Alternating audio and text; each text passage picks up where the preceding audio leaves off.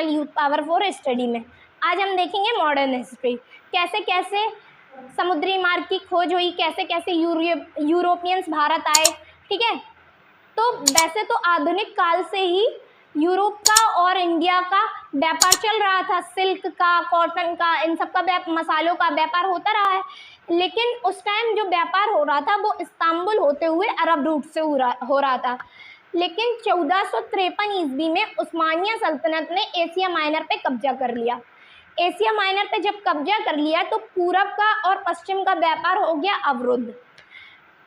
क्या होता है कि जब हमारी लाइफ में एक रास्ते से काम चल रहा होता है अच्छे से, तो फिर हम दूसरा रास्ता खोज करने की कोशिश ही नहीं करते हैं। तो यही चीज़ यहाँ काम कर रही थी। जब एशिया माइनर होते हुए हमारा इन लोगों का, पुर्तगालियों का और इंडिया का व्यापार जो चल रहा था, तो फिर समुद्री मार्ग खोज करने की ज़रूरत क्या थी। लेकिन जब एशिया माइनर पर कब्जा हो गया तो फिर इन्होंने अपने अपने खोजियों को भेजा और समुद्री मार्ग की खोज करवाने के लिए। तो 1492 ईस्वी में कोलंबस निकले थे भारत की खोज करने के लिए। ठीक है, लेकिन क्या हुआ कि इन्होंने अमेरिका की खोज कर दी। ठीक है, उसके बाद वास्को डी गामा आए। वास्को डी गामा 1498 में केप ऑफ गुड होते हुए भारत के कालीकट पे पहुँचे।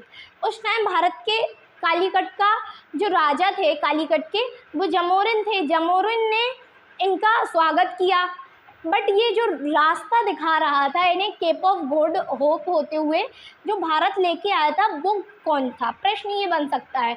तो वो थे मजीद। क्या नाम था उनका? मजीद।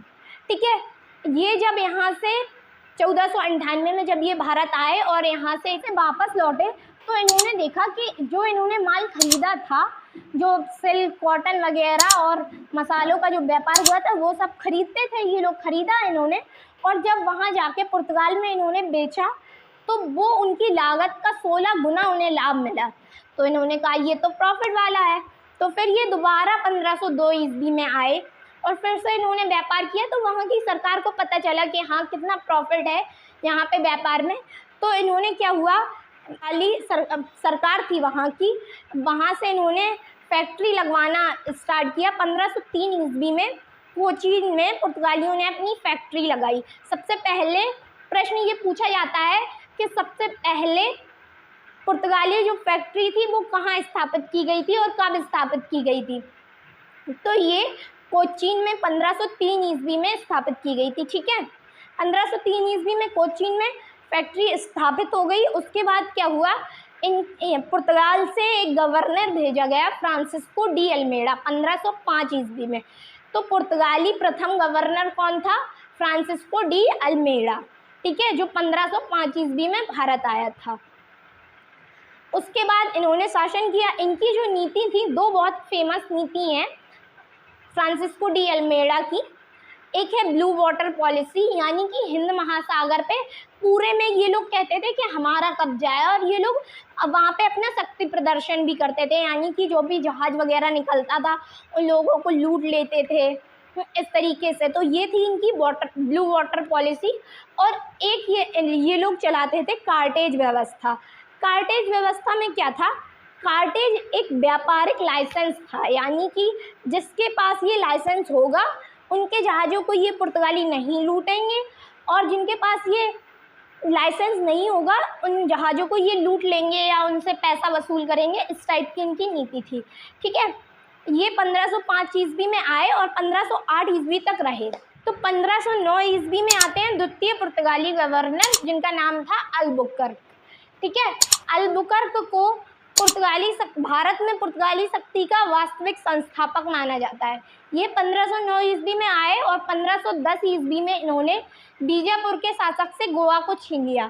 क्या 1510 ईस्वी में इन्होंने गोवा पर कब्जा कर लिया। ठीक है, उसके बाद क्या हुआ कि इन्होंने एक नीति अपनाई थी अल्बुकर्क ने, जिसके अंतर्गत ये कहते थे कि जो पुर्तगाली लोग उस टाइम उनके साथ काम कर रहे थे, उनसे इनका कहना था कि जो भारतीय हिंदू महिलाएं हैं उनके साथ शादी कर लो। इसके पीछे इनकी मेंटलिटी क्या काम कर रही थी, क्योंकि आदिकाल से आप लोगों को पता है कि हम लोगों के यहाँ माना जाता है कि अतिथि देवो भवा, है ना। तो इनका मानना था कि भाई यहाँ की लड़कियों से शादी कर लेंगे, तो फिर हमें कोई भगाएगा ही नहीं है, इतनी वैल्यू मिलती है, आप तक सभी को पता होगा। तो इसलिए इन्हें लगता था कि भारतीय महिलाओं से शादी कर लो और फिर आराम से यहीं सेटल हो जाओ, व्यापार करो।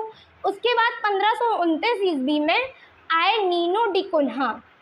नीनो डी कुन्हा आए जो 1529 ईस्वी में। 1510 ईस्वी में जो गोवा पर अल्बुकर्क ने अधिकार किया था, वो नीनो डी कुन्हा के समय गोवा को पुर्तगाली मुख्यालय बना दिया गया। क्या बना लिया गया?